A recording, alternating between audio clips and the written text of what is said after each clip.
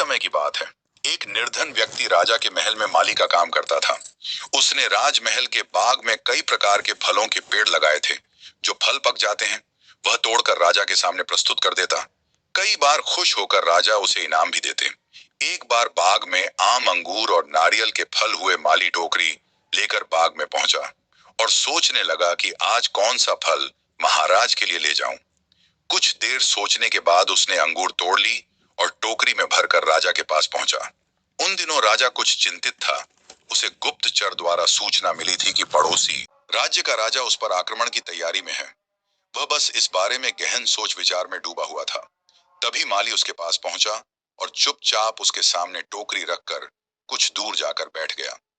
राजा मंथन करते करते टोकरी से अंगूर उठाकर खाने लगा।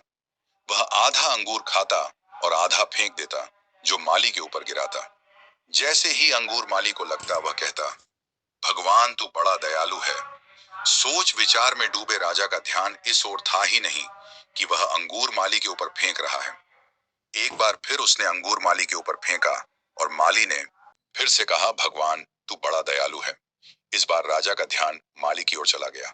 उसने आश्चर्य से उसे देखा और पूछा, माली, मैं तुम पर झूठे फल फेंक रहा हूं और तुम कह रहे हो भगवान तो बड़ा दयालु है। इसमें भगवान की कैसी दया?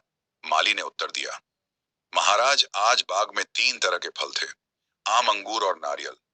मैं सोच रहा था कि आपके लिए कौन सा फल लाऊं। भगवान की दया से मेरी बुद्धि में आया कि मैं आपके लिए अंगूर ले जाऊं और मैं अंगूर ले आया। यदि मैं आम या नारियल ले आता तो सोचिए मेरा हाल क्या होता। इसलिए मैं कह रहा हूं कि भगवान बड़ा दयालु है। राजा माली का उत्तर सोचने लगा कि मैं व्यर्थ में चिंतित था। भगवान की दया से उसे समय रहते पड़ोसी राज्य के राजा के पहल से की हुई योजना का पता चल गया। इससे उसे अपने राज्य की रक्षा की तैयारी का पर्याप्त समय मिल गया। उसने भगवान को धन्यवाद दिया और राजा की रक्षा की तैयारी में जुट गया। जब युद्ध हुआ तो उसमें उसकी विजय हुई और उसने अपना राज्य बचा लिया। दोस्तों, इस वीडियो में हमें यही सीख मिलती है कि समय का चक्र ऐसा ही है। कभी अच्छा समय आएगा तो कभी बुरा। अच्छा समय में भगवान को धन्यवाद देना भूल जाते हैं, बुरे समय में शिकायत करने लग जाते हैं। जबकि आवश्यकता है कि अच्छे समय के लिए हम भगवान को धन्यवाद करें और बुरे समय के लिए आभार व्यक्त करें कि हमें हर परिस्थिति का सामना करने के लिए ही वह हमारे सामने यह परिस्थितियां उत्पन्न की हैं। छोटी छोटी परेशानियों का सामना करके ही हम बड़ी मुसीबतों का सामना करने योग्य बन जाते हैं। इसलिए जीवन में आने वाली छोटी छोटी समस्याओं से घबराए नहीं। सकारात्मक रहकर समस्या के निवारण के बारे में चिंतन करें, योजना बनाएं और निवारण में जुड़ जाएं। बुरी परिस्थितियां आपकी दृढ़ता की परीक्षा। कृष्ण कहते हैं कि एक इंसान को खोकर आगे तो बढ़ा जा सकता है, मगर उसके खालीपन को हजारों लोगों से भी नहीं भरा जा सकता।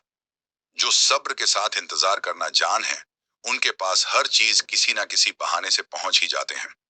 जब तक विपरीत परिस्थितियों से लड़ो नहीं, तब तक वह तुम्हारे ऊपर हावी होते रहेंगे। सिर्फ वक्त के भरोसे मत बैठे रहना। किस्मत वालों के हाथ खाली रह सकते हैं, लेकिन मेहनत करने वालों के कभी नहीं। जवानी के पीछे छुपा बुढ़ापा और कमजोरी नजर नहीं आती। इसीलिए हर पल को संजोकर जियो और अपने कर्मों पर ध्यान दो, क्योंकि वही आपके जीवन की असली पूंजी है। सोना अक्सर लोहे की तिजोरी में ही रखा जाता है। इसका मतलब है कि महानता अक्सर साधारण में छिपी होती है। गुरु और नौका एक समान होते हैं। वे खुद स्थिर रहते हैं, लेकिन दूसरों को मंजिल तक पहुंचाते हैं। अपनों से उतना ही रूठ हो जितना कि दोनों की इज्जत बरकरार रहे।